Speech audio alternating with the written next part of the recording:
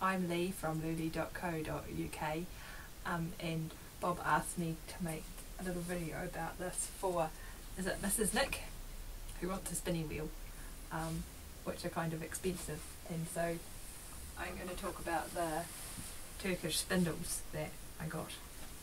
I got these on Etsy from an Etsy seller called Kerry Spindles, who conveniently happens to be based in Bridlington, which is quite near us. And I had seen the little wee Turkish delight spindles, which are similar to this, on the internet in the States, but they cost about £30. And these are, I think they're about £18 from Kerry Spindles, and they're beautifully balanced, and they're made out of really nice English timbers like yew and oak and things like that, and they're just really nice tools. You can get cheaper ones, you can get beginner spindle kits from Hilltop Cloud, and they come with a bit of fibre and stuff like that. But these little things are quite addictive, so they're quite fun. And the reason I wanted to try one of these is because they make these really cute little balls of yarn as you go along. A traditional spindle, you kind of wind it around the shaft part, and it makes a cob, but I thought these little balls were quite cute. And I got a spindle because I wanted to make little balls of yarn. I can't find the little ball of yarn now. Ah, here it is. Okay, so there's a finished one. It's like a little cocoon. Can you see that? And if you flip it over, it's a centre pull ball of yarn, and you can just pull that out and ply it from there. I suppose you could knit it from there if you wanted to use sort of like an energised single. But yeah, so they're quite cute. The big one, Kerry Spindles have all sorts of different spindles. They've got the Turkish spindles, they've got traditional English spindles with top wheels and bottom wheels, and they've got Tibetan supported spindles as well, so you can really just pick whatever takes your fancy and go from there. But a big spindle is quite good to start with because they're slower, and so you can sort of practice drafting out and spinning on as you go along. You know you've got enough twist in your yarn if your spindle doesn't drop on the floor, basically. And once you've got a bit of length going on, you can get quite quick at it.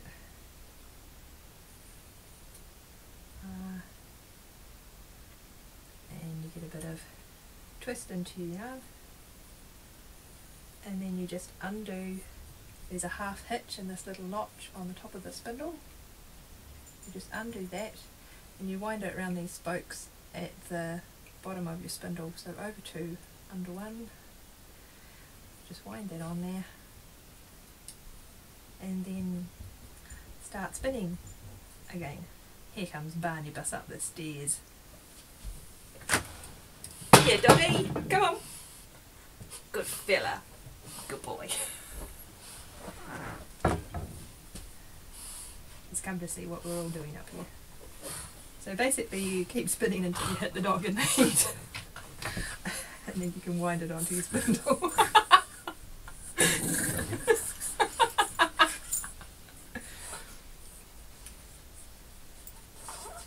Are you good?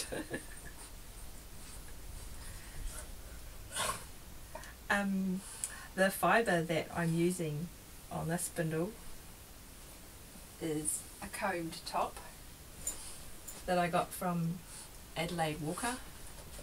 It's a medium fibre in a blend called English 56s, which the 56 refers to the Bradford count, and basically it's sort of like Downs breeds and those sort of medium weight wool breeds, and I got it basically just as a good beginner's spinning sort of lunar fibre.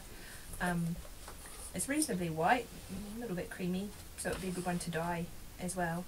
And on this spindle it makes quite a good DK weight yarn.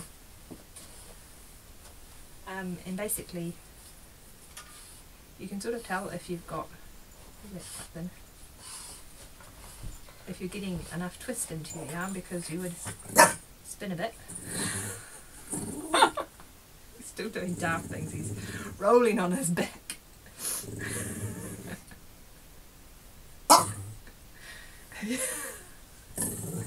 Okay, so you spin out a bit like this. And the dog always likes a cameo, I guess. And then you can see what your finished yarn is going to be like, because you would just double it back on itself.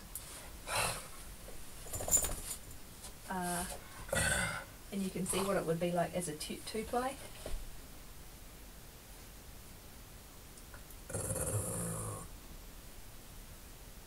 Have you got it? Right. So that's what it would be like as a two-ply. Or for knitting, you'd quite often use a 3-ply. Oops, let me just do a bit more. And so, let me just fold this over on itself. Oops.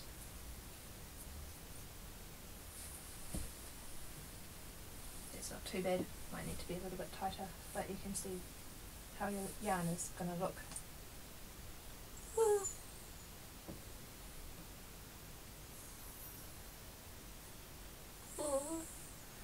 If you're wanting to learn to spindle, there are some good videos on YouTube.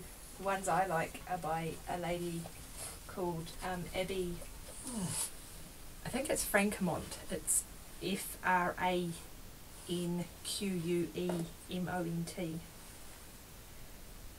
So that's the bigger one. As I say, it's a bit bigger and it's a bit slower, so it's probably a good one to start on. And the fibre, the yarn sort of comes out at about a DK weight on it. This is the little one that I got. This is the first one I got.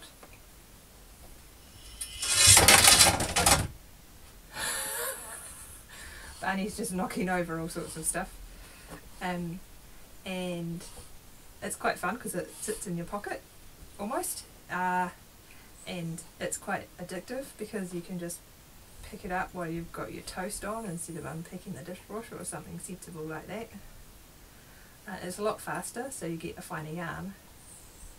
But also on this one I'm using some combed merino top that I got from a dyer who also has an Etsy shop, and I think her name is Shankly's, and she's from Sheffield.